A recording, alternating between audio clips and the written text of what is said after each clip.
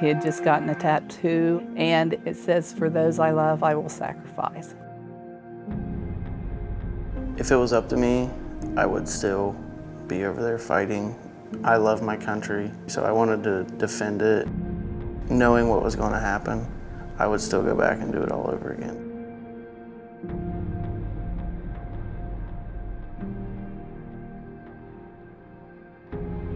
Corporal Kyle Hockenberry grew up in Newport, Ohio. From an early age, he knew he wanted to join the Army. He always played with toy soldiers when he was young. It was just in his makeup. He wanted to see the world and serve his country. When Kyle told me he wanted to join the Army, I didn't want him to. And he said, "You should be proud of me and support my decision." I said, "I am proud of you." On February 1st, 2011, Kyle received word that he was being deployed. Of course, we were worried about him. Just brought it to the forefront that our boy is going to Afghanistan and may get hurt or worse. Kyle was deployed to Kandahar Province, Afghanistan, in March of 2011. He was an infantryman. At the end of their day, he'd be able to place a phone call just to let you know he was okay and a few things, and you'd sleep that night because you knew he wouldn't be back on patrol for a few hours. On June 15th, 2011, Kyle was on patrol. He and his fellow soldiers began to take enemy fire. Attempting to find cover, Kyle rounded the corner of a mud building that locals use for drying grapes. He stepped on an IED, and everything went black. I got blown over top of the grape hut, which is a 2-story building. They found me on the other side. I had a clump of dirt lodged in my throat. My team leader pulled that out, and the medics applied the tourniquets. Then the medevac came, they loaded me aboard it. Kyle's heart stopped during the helicopter flight to Kandahar airfield. The surgeons were able to save his life, but he lost both his legs and his left arm. For 10 days, Kyle's parents waited. You just can't imagine what parents have to go through. Just getting a call once a day, just to know whether their son's alive. Kyle arrived at Brooke Army Medical Center in San Antonio, Texas. But his family could only watch and pray. And I remember looking at the board, and it said how many days he had been in intensive care, and it was 75 days. The day he gets a trach removed, the feeding tube removed, those little battles each and every day as they came, you celebrated those.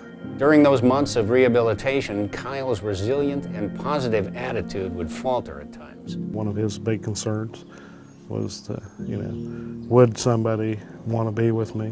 Then, one day, as Kyle lay in his bed, he received a message on Facebook from a young woman named Ashley. And I just explained to him, that I appreciate everything that he's done for me. I have a lot of military personnel in my family, and I appreciate everything that they do. I know he didn't know me, so it's kind of like a weird thing, but he sent me his number and said, if you ever want to change that and get to know me, just call me. In January 2012, Kyle returned to Ohio, where he met Ashley in person for the first time. 1 year later, they were married. Without my wife, I don't know that I would be in as good a shape as I am today, especially mentally. She helps me through all the hard times that I have. He is definitely my soulmate. He really is my better half, and I couldn't imagine my life without him. Kyle and Ashley decided to live in Marietta, Ohio. But it was a small town, and they had difficulty finding a home that could fully adapt to Kyle's needs. I had to pick him up from his wheelchair and step over the toilet and put him in the shower. What we take for granted, he has to struggle a little bit harder for him to do that. Everything's on the bottom shelf because he couldn't reach it. I think you take your little struggle sometime and you think, you know what, it really doesn't matter, because you think about what he's going to go through. I first heard about Kyle through my friends at Ride to Recovery. I knew the Gary Sinise Foundation could help, so I gave him a call. Kyle actually hung up the phone and says, well, that was Gary Sinise. So I started moving forward from there, and then the community got on board. In August of 2012, the Lieutenant Dan Band and I had a fundraising concert in Kyle's town. Gary, he made it fun, and Kyle, once he got flowing, he had a blast.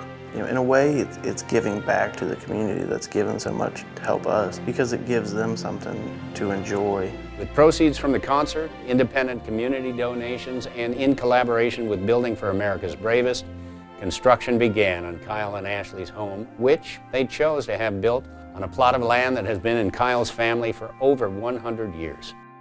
On June 18th, 2014, Kyle and Ashley Hockenberry received the keys to their new home.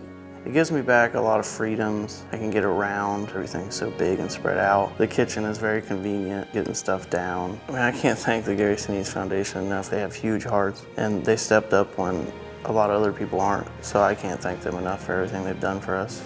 Kyle Hockenberry and his wife Ashley are looking forward to their future in a place he and his family can call home. At the Gary Sinise Foundation, we serve our nation by honoring our defenders, first responders, their families, and those in need. To learn more about the Gary Sinise Foundation and how you can support other veterans like Kyle Hockenberry, visit GarySiniseFoundation.org. Thank you.